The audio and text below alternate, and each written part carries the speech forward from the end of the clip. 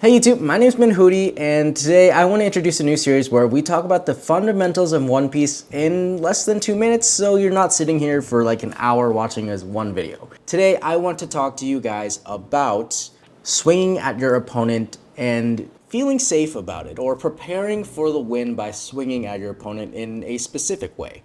And it's about swinging plus or minus 0 at their life, or plus or minus 2. This means that if you're against a 5 life leader, you're swinging 5s, 7s, 9s, 11s, basically increments of 2 above their life. When you're swinging 5, you're guaranteeing 1k out of their hand at least. Potentially a 2k, but oftentimes a 1k. If you're swinging 6, you're still only guaranteeing yourself 1 card out of their hand. It just so happens to be a 2k. But let's say you're swinging a 7, they are forced to give you a 2k and a 1k, or 3 1Ks or 2 2Ks. You're still guaranteeing yourself 2 cards. That's pretty much it. And that's how you kind of get their hand size down and prepare for your win. I kind of realized that 2 minutes is a really short time, so maybe we bump it up to like less than 5 minutes. One Piece, 5 minutes. So let's take a quick look at the board at hand. Right now we have 4 characters that we can swing with, 1 leader we can swing with, and your opponent has 8 cards in hand, 3 bodies on the board. You have 1 life, they have none. Obviously you want to go for the game this turn because otherwise you're going to lose, but with 8 in hand it can be a little bit scary, so let's kind of walk through what you can potentially do here. You probably don't need to use leader ability here because you want to end the game, or else again you're going to lose. So what I would potentially do is first swing a 5. What you're doing when swinging a 5 is you're doing a test swing, and your opponent needs to either give up 1 card or take it. And odds are he's going to give up 1 card. Here is a 1k counter. Now he's left with 7 cards in hand. You only have 4 more attacks. What can you do? We're going to swing 7. But we're going to swing it with Weevil before we swing it with Jinbei, because that way we allocate less Dawn and we can actually do a bigger swing later depending on how your opponent reacts.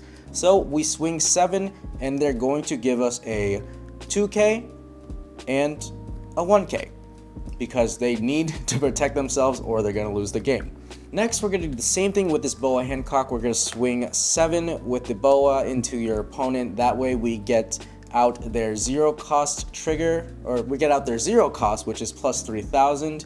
And now we have 2 swings left and we have a lot of Dawn to allocate. We have 8 Dawn. So potentially we can either do, if we really want to test it out, we can do a 7 here to burn 2 cards, and we'll burn a 2k and a 2k.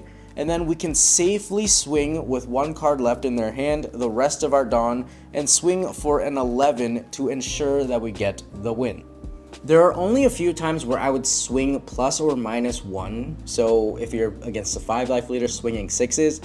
And one of the situations is if I have the leftover Dawn. Like if it's left over, you have nothing to do with it, just use it and swing with it because you're guaranteeing at least a 2k out of their hand, or a block or something like that. You're still guaranteeing something gets used on their side, so it's always good if you have extra to just burn them. Another time is when there's a 6k blocker or a plus 1 blocker. You kind of want to match that blocker unless you know you have enough swings to kind of get them afterwards, because they're definitely going to use the blocker if you swing a 5 and it's a 6k blocker. It's a free block. Oftentimes they're going to use it depending on what your board state is and everything, but they probably will use it. So, you know, matching that is good because then you're still forcing them to, you know, take a card out of their hand. If you have the extra Dawn, always a really good thing to do, just to match that and make sure they either kill that blocker or still have to burn a 1k from their hand after using the blocker. Test it out. Swing 5, swing 7s unless you're against RP Luffy or Whitebeard. Then you gotta swing 6s and 8s.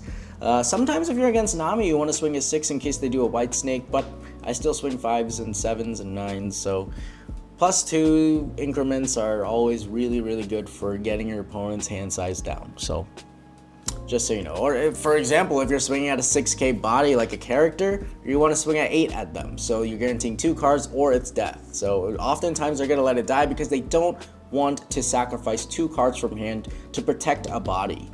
So swinging an 8 at it would be really nice. And so you either get the benefit of taking cards from their hand or letting a body die, you know, like win-win situation there, I guess.